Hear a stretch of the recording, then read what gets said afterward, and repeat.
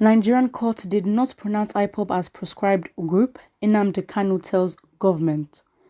The leader of the indigenous people of Biafra, Nnamdi Kanu, says there was no court ruling that labeled the group proscribed as claimed by the Nigerian government. He affirmed that a federal high court in Abuja, the nation's capital, only judged that the activities of IPOB were unlawful.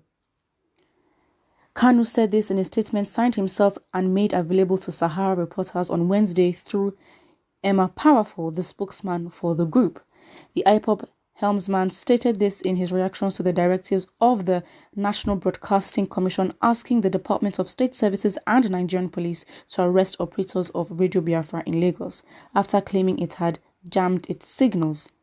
Kanu said no matter how hard they, Fulani Daily Trust, BBC News, other Fulani-controlled media outlets, try to peddle their lies and blatant falsehood against Biafra, the truth of the matter remains that at no time in the past or present has any competent court of law anywhere in Nigeria, after hearing all the arguments from both parties, ever proscribed or pronounced IPOB a terror organization.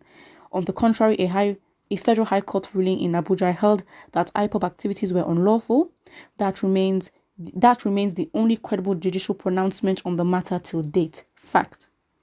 He further asserted that the Nigerian government officials are bloated with Fulani extraction, therefore will find it easy to disregard the rule of law as provided in the constitution.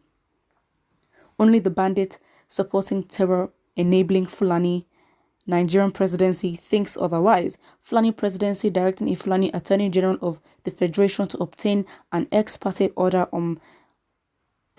from a Fulani corrupt judge in his office without the benefit of allowing IPOB to argue their case in order to tag peaceful people asking for a referendum as terrorists is the worst form of subversion of the rule of law under a supposed constitutional democracy.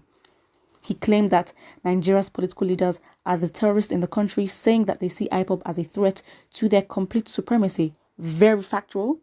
Don't let them fool you, Fulani Janjaweed rulers of Nigeria in various capacities, from Aso Rock to the last inconsequential local government outpost in the core Sharia North, are the real terrorists plaguing Nigeria. However, it will be recalled that Chief Judge Abdul Kafarati had ruled on September 20th, 2017, saying, "Let me state clearly that it is within the rights of the individuals or groups to seek self-determination, but this pursuit has to be non-violent. Where any group crosses the line by engaging in violence, it risks being cut to size, and that's exactly what happened to IPOB. I am not interested in the sentiment or legality of troop deployment, but the proscription of IPOB. All I know is that IPOB has engaged in terrorist activities, setting up parallel military and paramilitary organizations, clashing with the National Army and attempting to seize rifles from soldiers, using weapons such as machetes, Molotov cocktails and sticks, and mounting roadblocks to extort money from people, among others. To those who have engaged in semantics or legality, I ask, which countries in the world will tolerate these activities I have listed above? Which national army will look the other way when it's being attacked by a band of thugs?" Wow, very powerful statement. And again, for protocol, it is good that Nnamdi Kanu releases statements like this, because we understand the country that we live in, where anything can be turned upside down and the rule of law, as they claim to follow, can literally be subverted for their own personal gains, which is absolutely wrong. So here says, whatever your enemies do, we Biafra will surely reach to our promised land, is only prayer and truth that destroyed Nigeria, because there is nothing good about this country. Wow. Also, another person in the comment section says, that's all. IPOB activities is legal, and that's why Nigerian government haven't convicted any IPOB member in court. Instead of following their Fulanized constitution, they use intimidation, torture, and mass killings to frustrate IPOBs. But IPOB is never intimidated and will never give up. So IPOB is not unlawful. It isn't.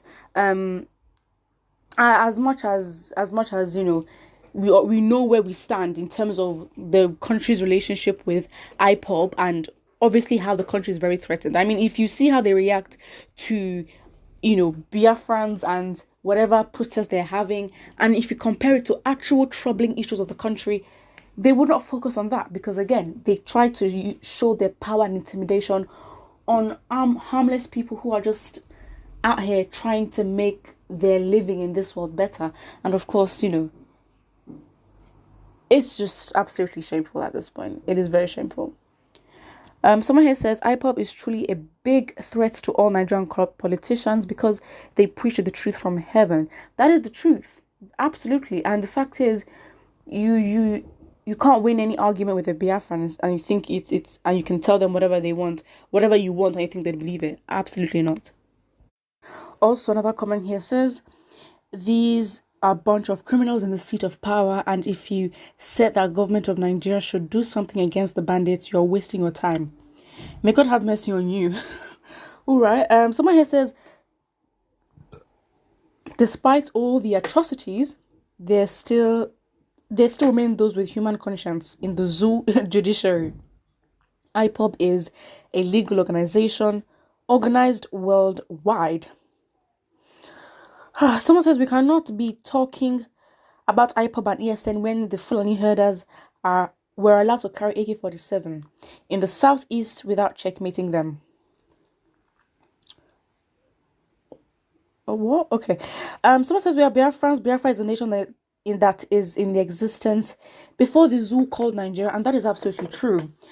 I think that a question that Nigerians should be asking is, because again, it's legal for us to want to separate. I don't think they can stop that, to be very honest. But I think Nigerians need to go ask the terms of independence, because I just highly doubt that we just got independence just because we got independence. And why what is happening till now is because Fulanis basically wanted, how do I describe it? So basically, for Yorubas and Igbos, they desperately wanted independence, and the contract, apart with what is on the internet, is that Fulanis will account for almost like 70% of power, and they would be representative of the British. So the British will indirectly rule Nigeria through them.